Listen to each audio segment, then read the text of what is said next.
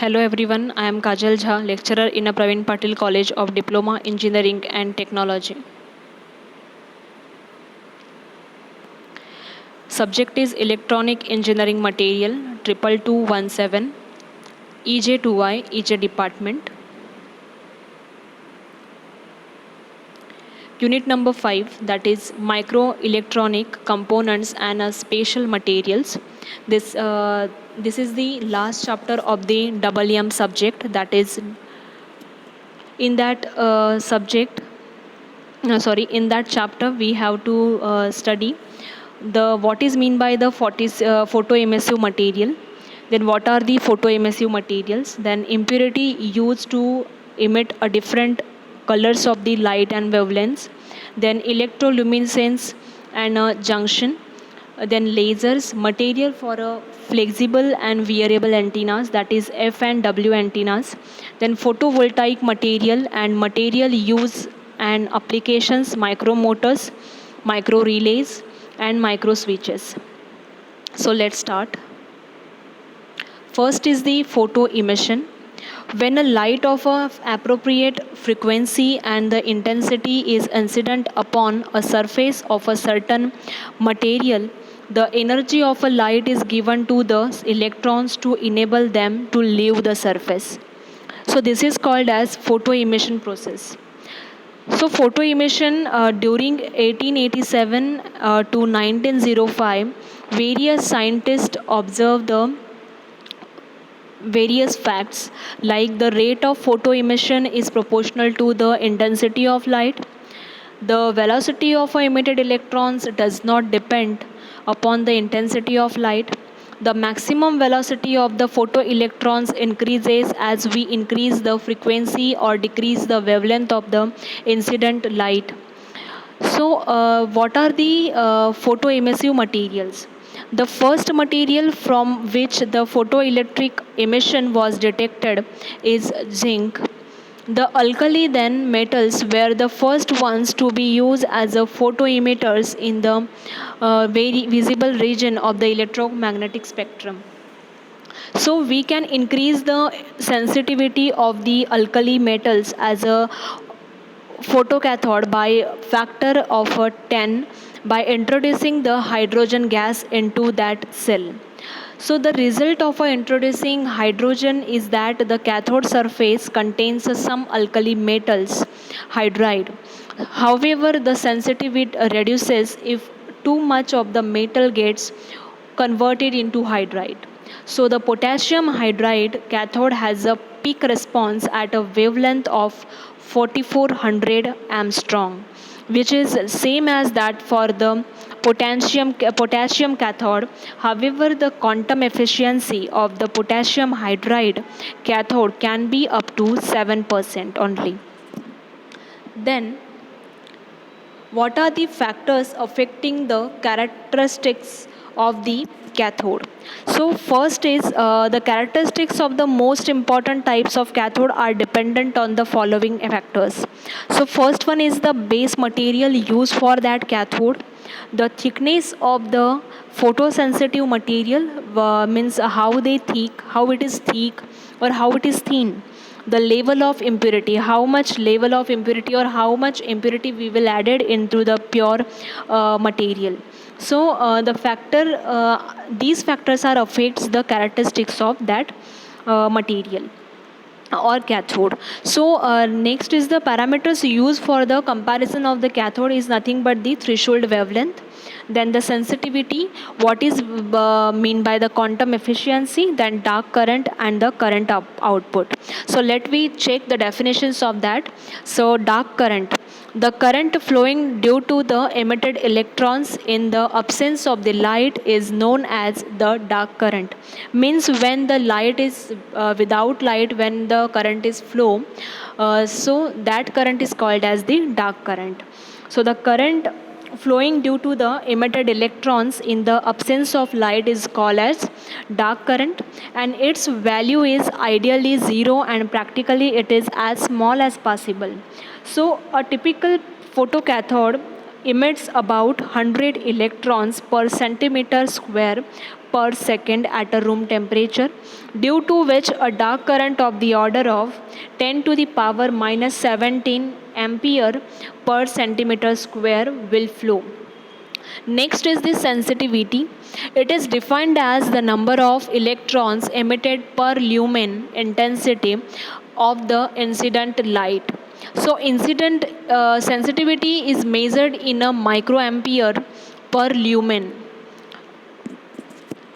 Lumen is nothing but the hollow space in between the tube from which you transfer the light or transfer the or imitate the light.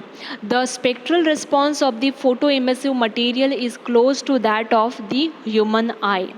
After that, quantum efficiency. Quantum efficiency is defined as the mean number of electrons emitted from the photoemissive surface at the specified wavelength per incident photon. It is expressed as in a percentage. So quantum efficiency is also called as quantum yield. Its ideal value is 100%, but the practical values are much lower than that of.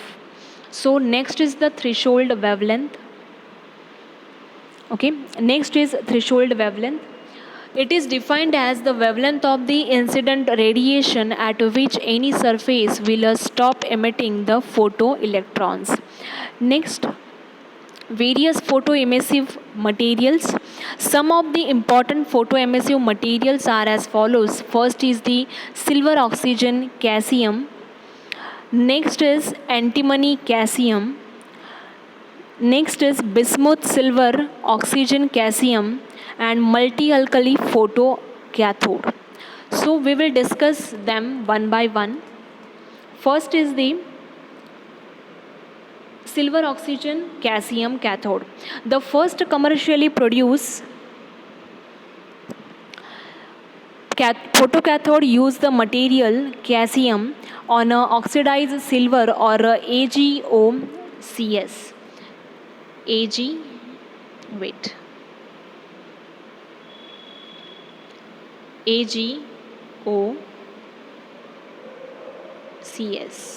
Okay.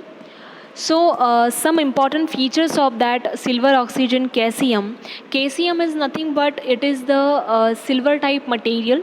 Okay, it is like a silver material, that is caesium is nothing but a silver type material.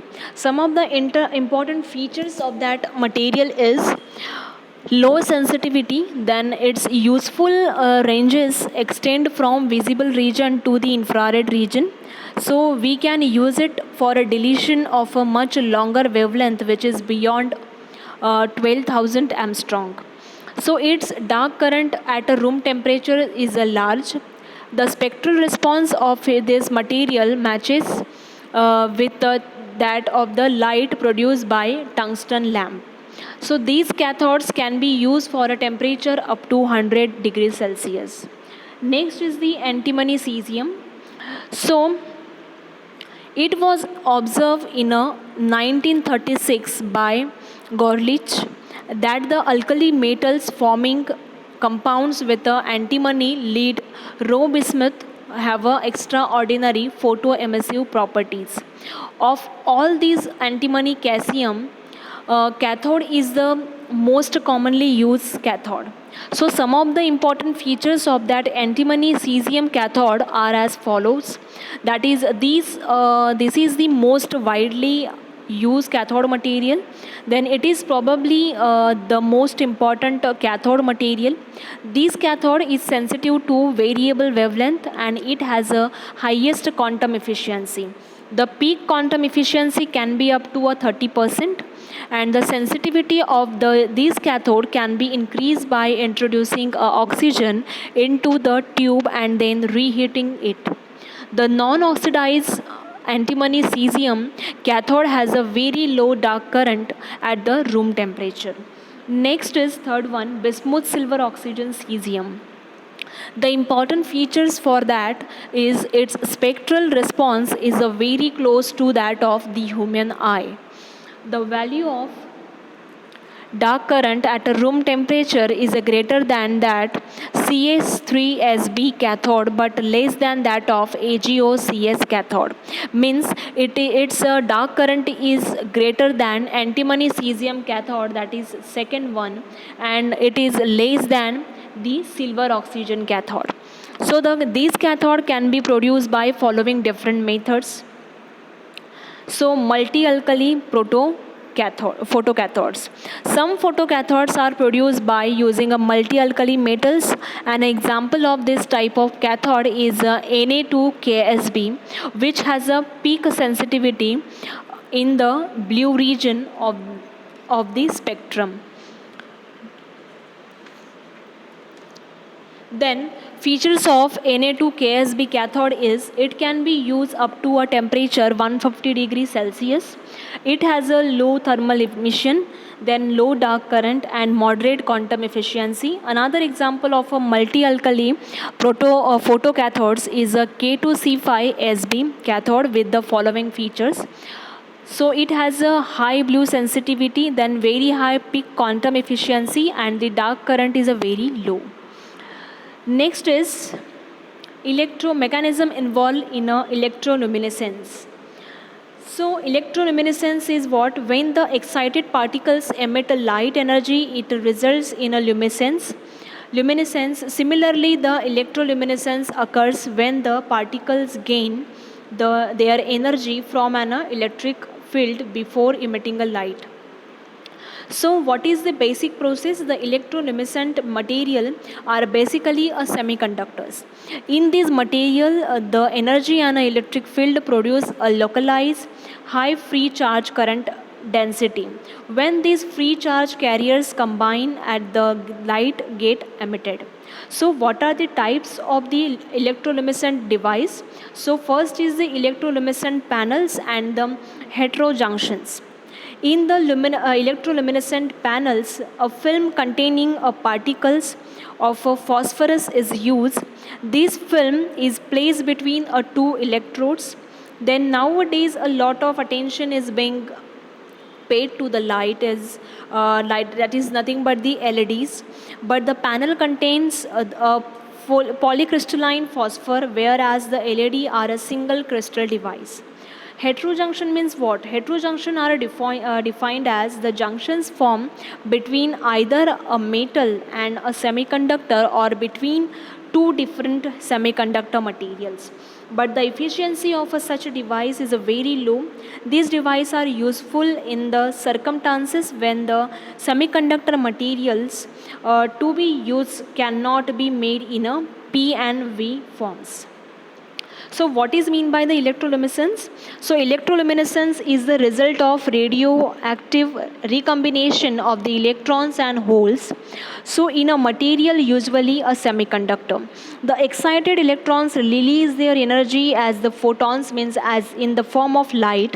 Prior to recombination, electrons and holes may be separated either by a doping the material to form a p-n junction, that is in a semiconductor electroluminescent device such as light emitting diodes, or through the excitation by impact of high energy electrons accelerated by a strong electric field, as with the phosphorus in a electroluminescent displays. If you see here,